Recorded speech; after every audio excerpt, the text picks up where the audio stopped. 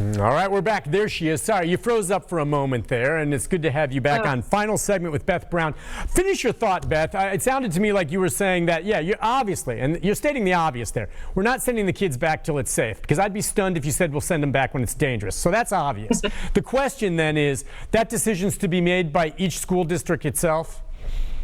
Yeah, in the state of Tennessee, decisions such as school calendars are at the discretion of the local district. Okay, so that could then vary depending. There are some counties that are far less affected, small ones in the state, than say Davidson County. So it's possible some, whether they come back for this school year or maybe summer school, are those options? There may be options. I don't know. I've not heard of any that are going to exercise that option. You know, when we think about more rural districts having fewer cases, you know, there begs the question, is there sufficient testing? And so it is very much a gamble to consider bringing students and educators back into the schools this year. I think it's more prudent for us to look ahead at the fall and think about the best way to reopen our schools. And as you mentioned earlier, things are very much in a state of flux. You talked about your concerns about collegiate campuses opening back up. We have the same concerns about our K-12 campuses as well. And so when we think about the possibility of next fall, I think we need to be considering multiple options and thinking about, you know, if this COVID-19 virus is not under control, you know, before July, we're going to have to be very creative about how we reopen our schools and how we launch the next school year. Couldn't agree more. So does that mean, and we know many classes these days, and depending on the school, overcrowded to begin with. I mean, so when you say creative, I'm just curious, you know, spitballing here. I mean, it could be, you know, everything from having a rotating schedule where some students come to school some days and are in social separation in classes that are limited in size, while others maybe stay home and learn online, or back and forth. Are those the types of things that could be considered?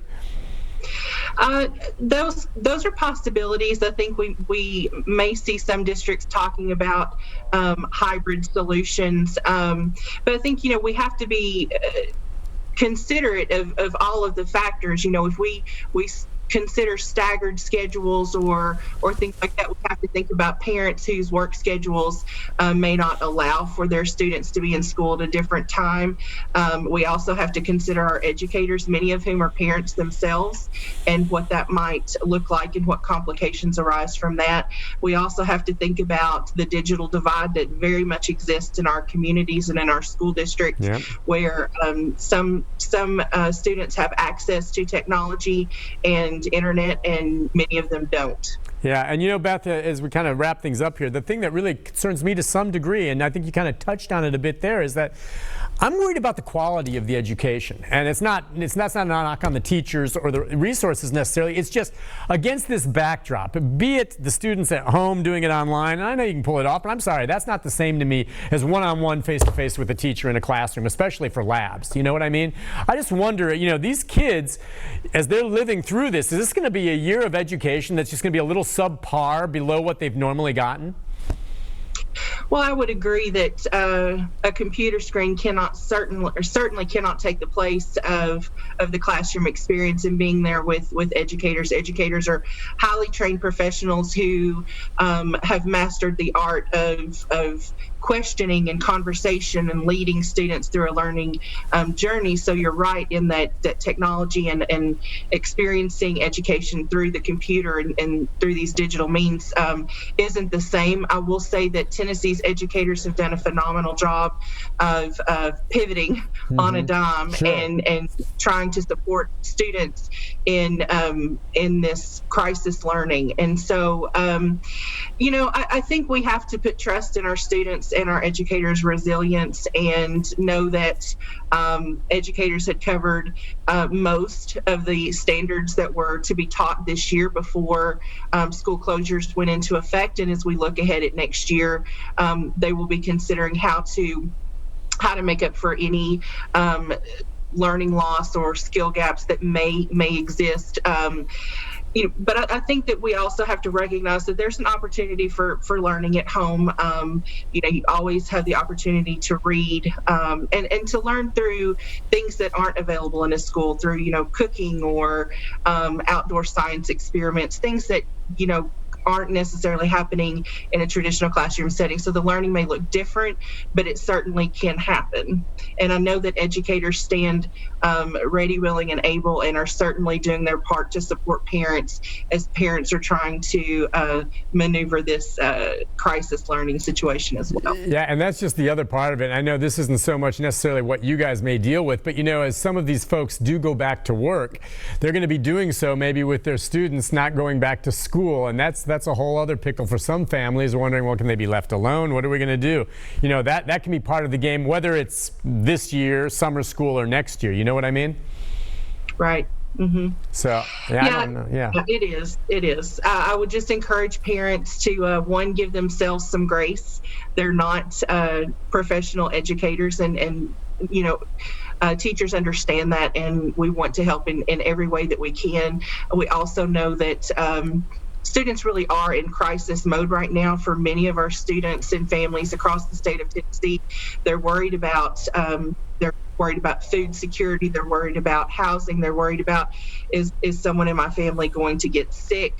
And so, you have to take care of those basic needs before you can get into the meat of higher learning. And so we are very cognizant of that. And again, educators are certainly supporting parents and families during this time.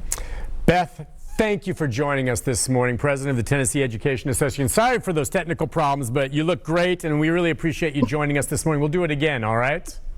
Thanks, Nick. Have a good day. Thank you. Beth Brown, she's great, and I appreciate her coming on this morning, and she's absolutely right. I mean, kids these days, look, when I was in high school, I was just struggling to keep my head above water with algebra.